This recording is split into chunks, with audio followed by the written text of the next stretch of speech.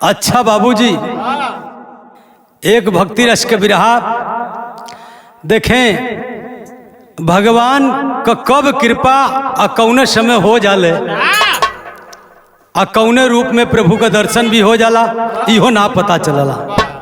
लेकिन 4 लाइन कवि जी लिखत वन भूमिका के अंदर आवा भैया।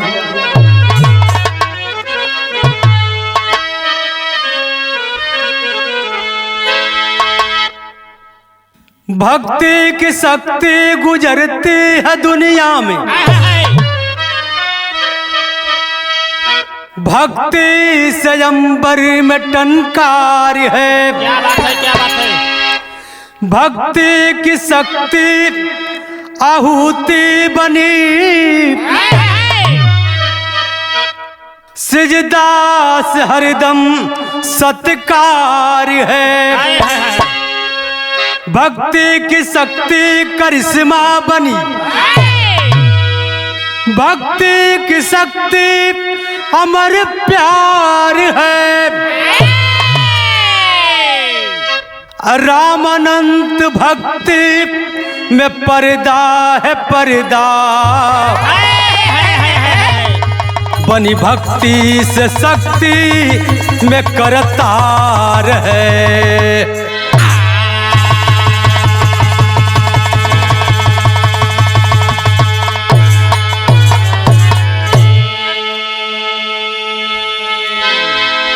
ए बाबू, भक्त भगवान का ऐसन संलग्न होले, बचपन से जेकर भक्ति लाइन में आस्था जम गई,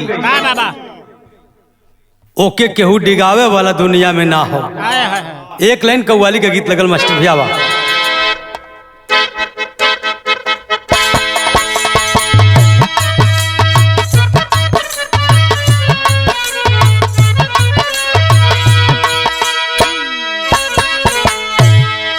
वह लाइन बा कि अरे चिलमन उठा के आपने, अब चिलमन उठा के आपने गुलशन जला दिया। बहुत अच्छे।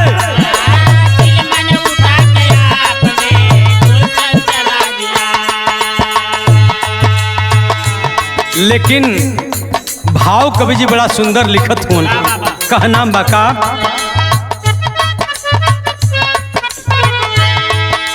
भक्तों के प्रेम बंधन में, भक्तों के प्रेम बंधन में भगवान झुक गया। भक्तों के प्रेम बंधन में भगवान झुक गया।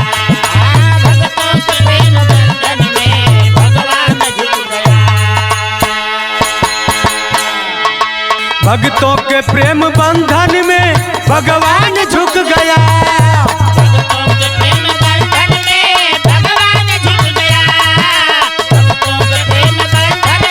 भगवान झुक गया।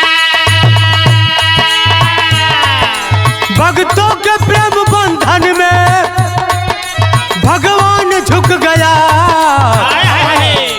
धरती तो मानो धरती, धरती तो मानो धरती, आसमान झुक गया। धरती तो मानो धरती, आसमान झुक गया। धरती तो मानो धरती, धरती तो मानो धरती, आसमान झुक गया। ए बाबू, यहीं से कहानी की शुरुआत हो। जौहरी सर का नजम लगल मास्टर आवा। हरदोई जिला का गन्नी, बिहारी का रहने वाला, मिश्री देवी थी पत्नी, अब खुला भाग्य का ताला। हरदोई जिला का रहे वाला गन्नी, उनके औरत का नाम मिश्री देवी। एक ही लड़का पैदा भेल, जौने लड़का का नाम बतावल गल का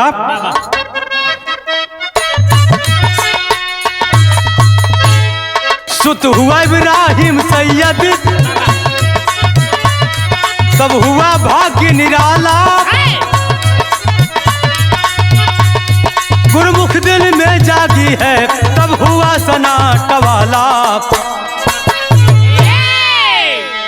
ए बाबू, एक लड़का जेकर नाम सैयद इब्राहिम बतावल गेल, बचपन से 5 साल की आयु में भगवान श्री कृष्ण के मूर्ति अपने हृदय में समेट लेलन, बसा लेलन। गईले गुरु जी से पूछलन कि गुरु जी भगवान कहाँ मिली हैं? कहलन कि अल्लाह को पूजोगे या भगवान को? कहा नहीं, हम भगवान का पूजा करब। अब भगवान श्री कृष्ण कन्हैया जी के तो कहलन कि उनका एक रूप वृंदावन में है और एक रूप मक्का मदीना में है। अगर उनको पाना है तो तुम्हें मक्का मदीना जाना पड़ेगा। वो लड़का छोटे सा कहलस कि गुरुदेव मक्का मदीना तो बहुत दूर हो। तो कहला तब चलो वृंदावन। बिरहा में तर्ज लग गई, लड़का चलल हो तब का भाव लिखे के पड़ल। आवा वह गीत का लाइन हो,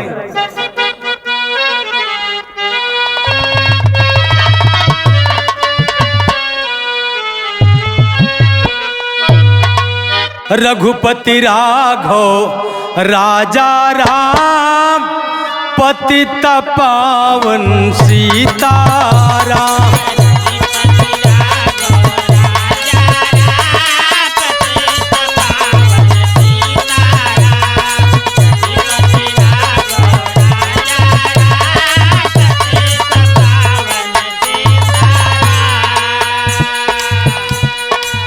ईश्वर अल्लाह तेरो नाम, सबको सम्मत दे भगवान।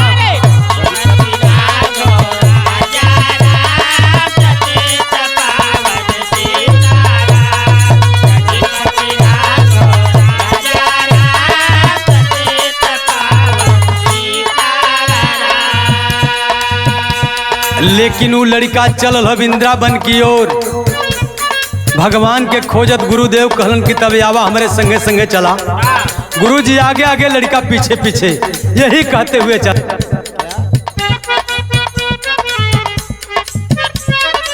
श्याम श्याम कहे सुबह हो श्याम, श्याम श्याम कहे सुबह हो श्याम, रटते मन में जय घनश्याम।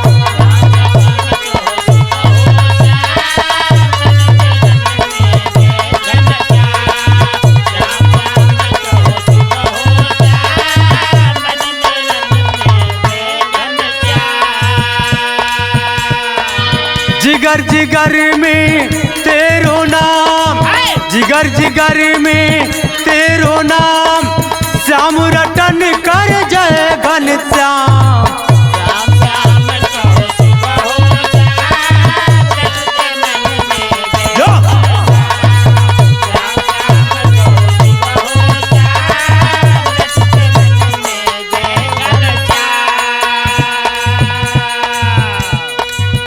बाबू भजन करूं और सुबह हो शाम,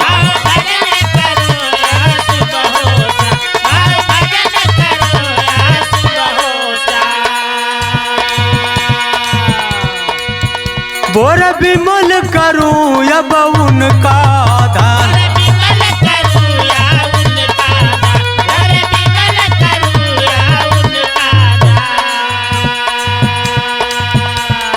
मदन मुरारी भजते श्याम,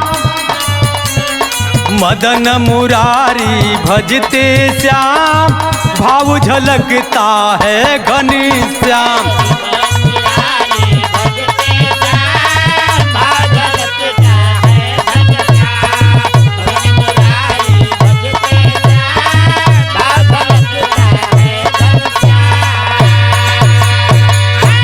ए भैया, भगवान श्री कृष्ण कन्हैया की छवि मन के अंदर बसा करके वो छोटा सा बालक गुरुजी के साथ चल दिया। और जब रास्तवा में गुरुजी आगे हो जाए, लड़कवा पीछे हो जाए। जब पीछे हो जाए, 4 जने मिल जाए तो पूछे कि भैया इतने बता दा, अब वही वृंदावन कितना दूर हो? लड़का यह पूछा था कि वृंदावन कितना दूर हो? लोग कहें कि अभी तो बहुत दूर है रे बेटा, तुम जाओगे कैसे? कहे कि भगवान लेके चलियन हमके, या गुरु महाराज लेके चलत हुआ। तर्ज बदल गई बिरहा में।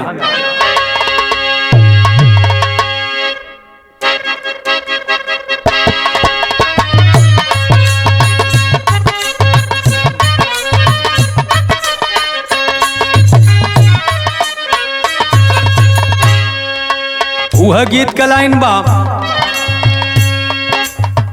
बड़ा निक लागेला,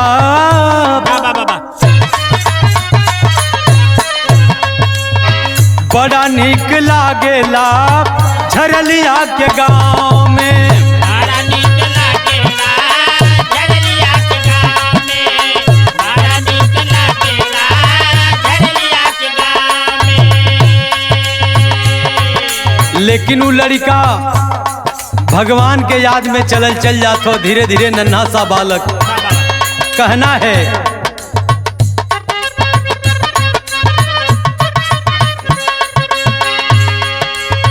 भक्ति मजन मन,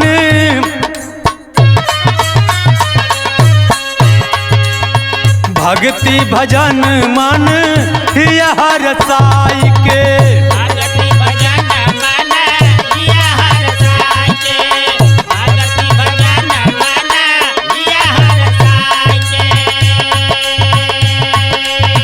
आवघन श्याम हो, हाय हाय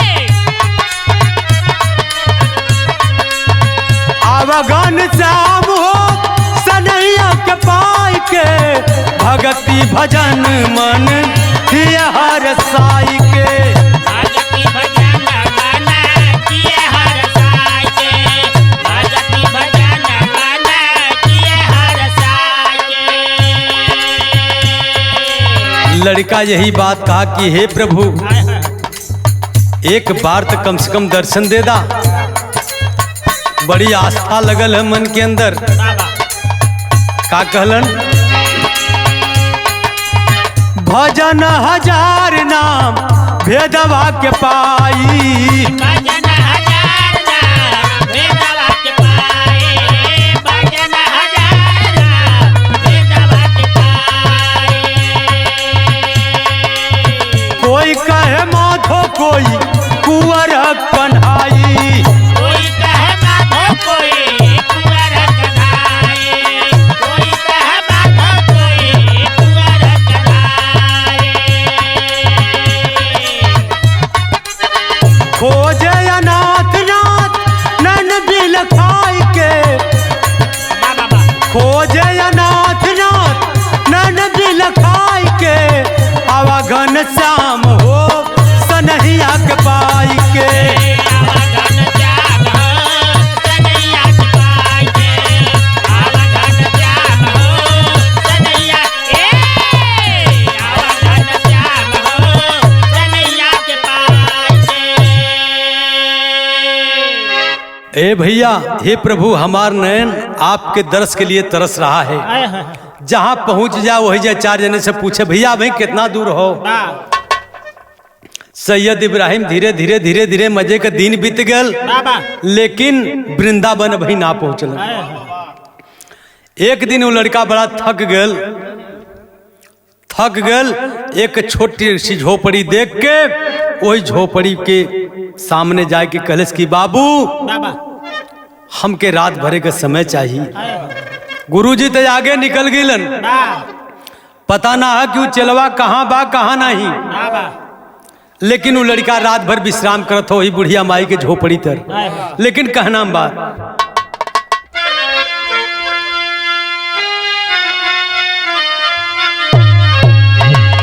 वह तर्जबा कि हमारे पाजेब राजा हीरो जुड़दब, अरे झूलने पौड़ने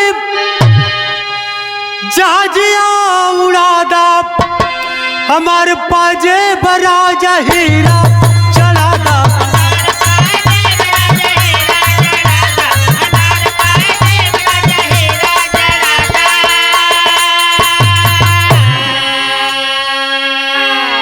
लेकिन वो लड़का कहले बा, का कहले बा,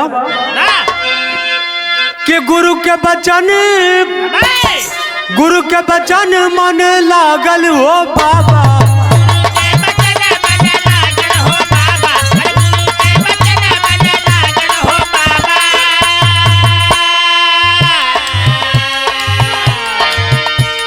अब भजनिया में बैल पागल हो बाबा, गुरु के बचन मन लागल हो बाबा।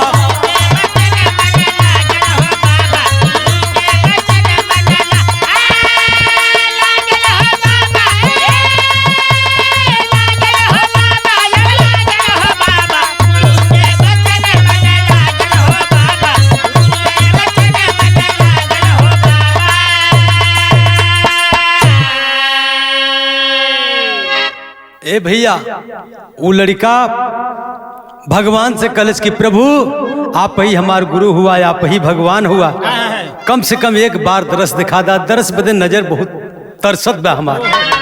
का कहले बा?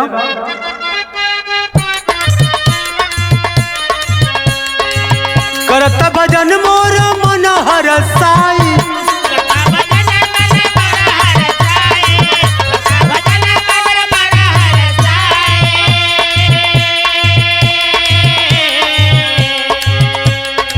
श्याम का सूरतिया दिलवा में आई,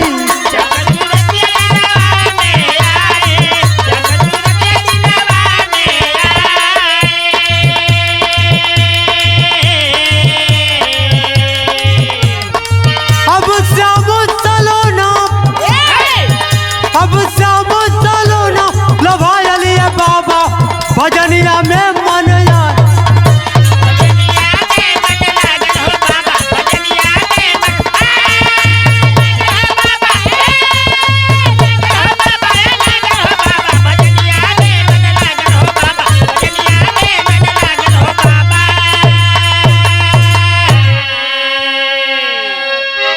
रास्ते में प्रत्येक जन से पूछते पूछते ओ सैयद इब्राहिम आखिर में धीरे धीरे वृंदावन की ओर पहुंचे ही वाला है। इस प्रकार खोजते खोजते श्रीनाथ मंदिर तक वो लड़का पहुंचा। जब श्रीनाथ मंदिर तक पहुंचा तो अंत में हुआ क्या? मुरारी गैला कवन नगरी, कि अरे मुरारी गैला कवन नगरी, लागे सन सन अब तो के याद पुकारी, लागी सन सन अब तो के आज पुकारी, मुरारी गैला कौने नगरी। ए भैया, जब लड़का श्रीनाथ मंदिर पहुंचल, जब श्रीनाथ मंदिर पहुंचल तो वहां पुजारी लोगन से पूछे लगल कि भगवान श्री कृष्ण कन्हैया के दिखला है, यह मंदिर हो, कहाँ रहल? दुकानदार डपट देते हैं, अरे लड़के, अगर तुम्हारे अंदर भगवान की इतनी ही प्रबल भक्ति है तो जा करके कहीं खोज ले। अब वो लड़का अवाक हो गया। वही मंदिर में जो वहीं प्रवेश करे चाहत हो तब तक पुजारी रोक दे, कलन खबरदार, रुको उसी जगह, तुम मुसलमान हो ना, तुम्हें मंदिर में नहीं जाना है। लड़का वही सीढ़ी पर बैठ के अब भगवान से रोए के हाथ जोड़ के कुछ कहो, तर्ज लगल मत।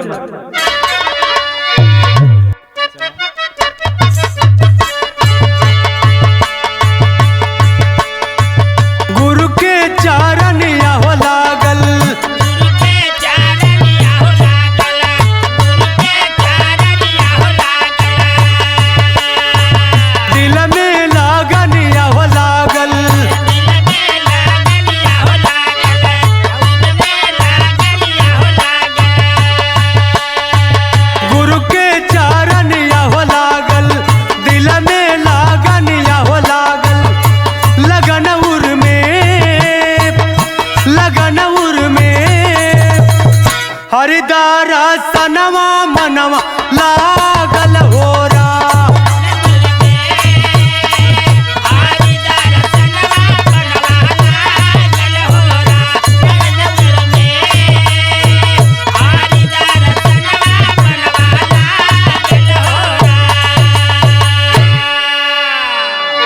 कहे बाबू गुरु जी से कहे कि हमके मंदिर में जाएदा। गुरु जी कहे खबरदार उसी सीढ़ी पर बैठो, तुम्हें मंदिर में जाने का आदेश नहीं है। लेकिन वो लड़का रोई के एक ठे बात कहले, का कहले?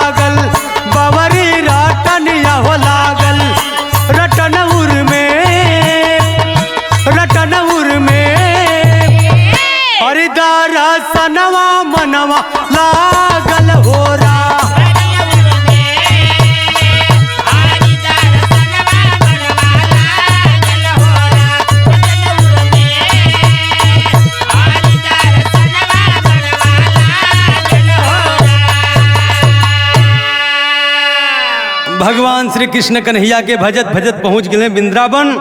और जब वृंदावन पहुंचलन है बाबू तब हेल का तर्ज बदल गिला बा।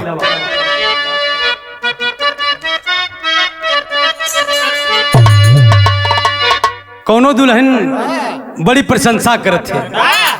का प्रशंसा में कैले बा? आवा भैया।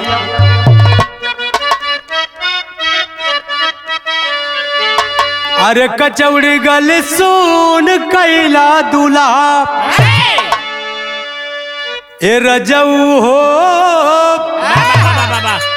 अरे कचौड़ी गल सुन कैला रजऊ, यही मिर्जापुर का कैला गुलजार, कचौड़ी गल सुन कैला रजऊ।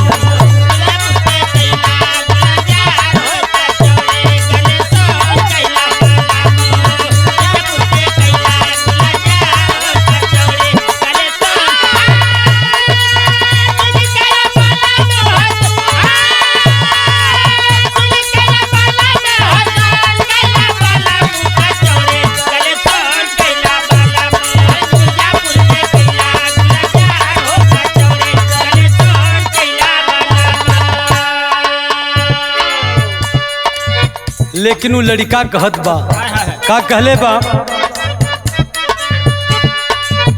दर दर भटकेला मनवा, कहाँ घन श्याम जी लाला नावा, दर दर भटकेला मनवा।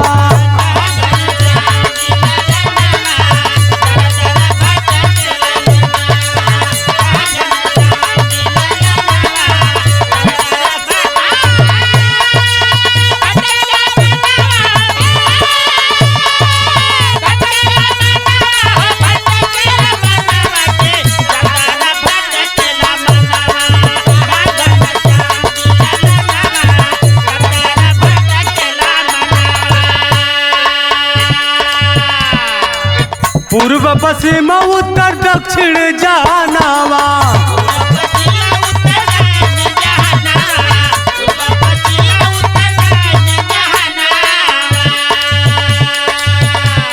चारों ओर खोजी लेकिन कहीं ना ठिकानावा की। अरे मोरा श्याम जी ललनावा, लोचन में बरसला नया नवा, अरे मोरे श्याम जी लालनवा।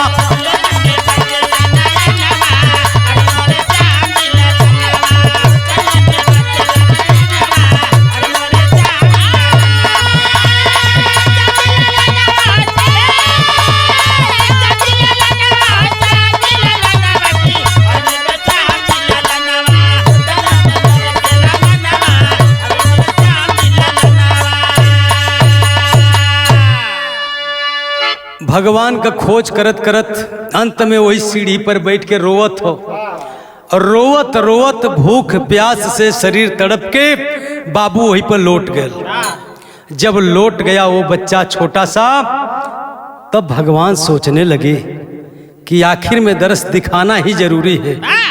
तब भगवान कटोरा में दूध लेके अइलन, वो लड़कवा के पियावे बदे। भाव लगल पहपट में, भूख प्यास से तड़पला बदनवा बीच बनवा में, अकादा कैसे देबा दरसनवा बीच बनवा में।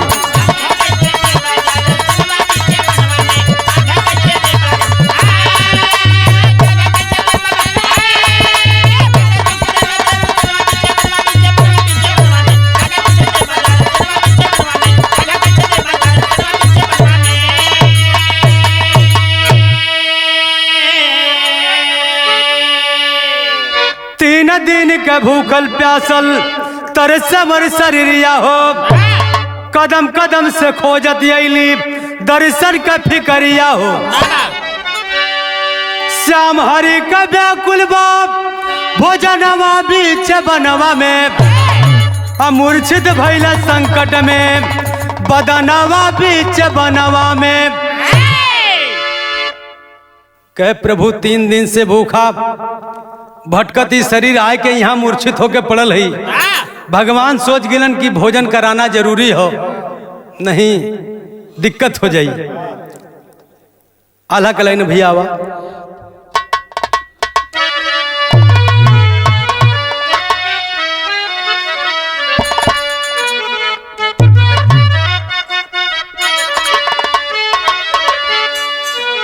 गुरु के बचनिया हो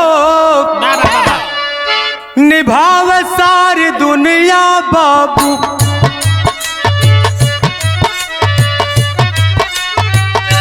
गुरु के बचाने होला हमारा निशा,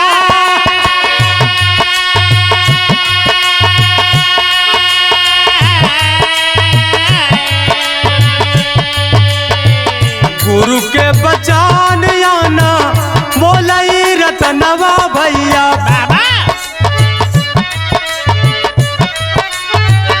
गुरु के चरानिया में मिले भगवान,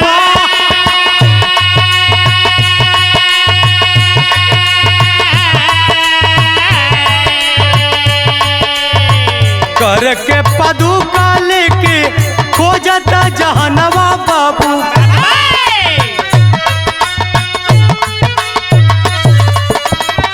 एक बार दारा शादी खादा श्री माँ,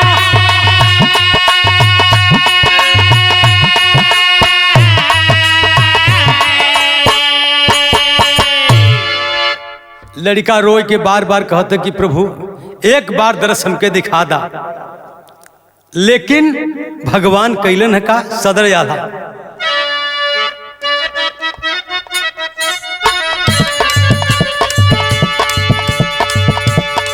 कर में पादुका लेके खोजला जहानावा,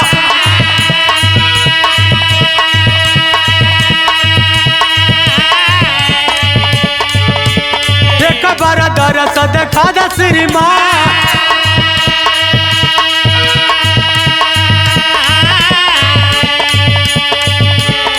वादा का कर दे प्रभु पादुका पिन्हइबे,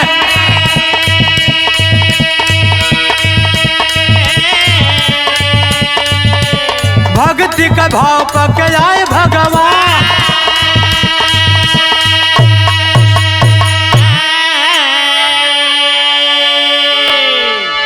लड़कवा के जब होश आयल, एक तरफ भगवान कटोरा में दूध लेके बैठल हुन, और लड़कवा जब उठ के बैठल तब भगवान का पैरवे देखत हो। कहलेस कि प्रभु एक वादा कैले रहली आपसे कि चरण पादुका आपके पहिराई जरूर। वो लड़का पादुका पांव देखा तो भगवान के, अब पादुका लेके हाथ में बैठल हो, और भगवान के पैरवा देखा तो उघार के किताब के पैरवा में छाला तना न पड़ल हो। वही चरण पादुका वो सैयद इब्राहिम पहिराता है भगवान को। और जब चरण पादुका भगवान के पहिरौलस, तब भगवान अपने असली रूप में आके और दर्शन देहलन। तो कहलन कि बेटा मांग ले जो मांगना है। तो का कहले बा खड़ी के लाइन आवा। भक्ति के रस में डूब के महान भइल, तब से जानला जानवर रस खान भाई।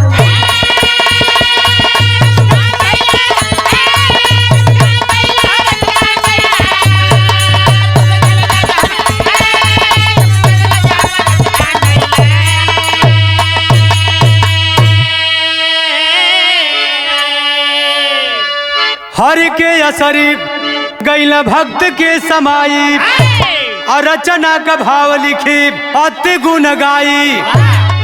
रिख के सवैया सुजान भइल, तब से जानला जानवर रस खान भाई।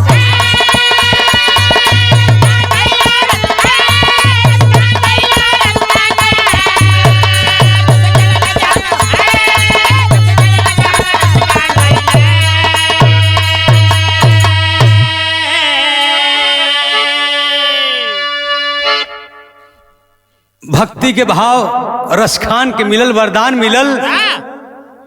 कहले कि भगवान वरदान देवे चाहत हुआ तो अपने में हमके समाहित कहला। भगवान कहलन कि ठीक बा, यह हुई। बगल में वृंदावन में कुसुम सरोवर के बगल में रसखान का मजार बनल। गुरु परिचय। गुरु बिहारी गुरुपत्तू जी भक्ति में भगवान, मुन्नीलाल कैलाश कबीर वही बने महान।